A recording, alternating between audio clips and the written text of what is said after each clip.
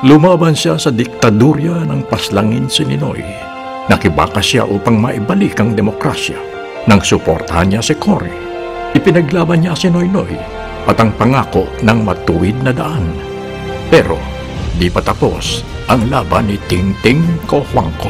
Kailangan siguruhin natin na ang daan ay di lang matuwid, kundi dapat malinis at tahimik. Si Tingting Cojuangco po ito. Be safe lagi!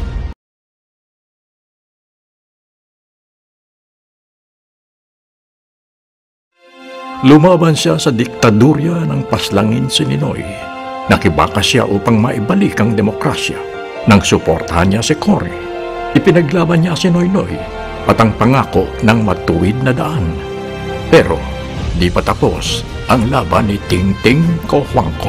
Kailangan siguruhin natin na ang daan ay di lang matuwid, kundi dapat malinis at tahimik. Si Tingting Cojuangco po ito. Be safe lagi!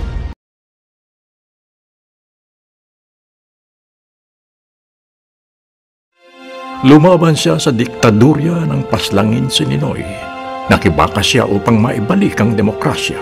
Nang suportahan niya si Cory, ipinaglaban niya si Noynoy at ang pangako ng matuwid na daan. Pero di pa tapos ang laban ni Tingting Cojuangco.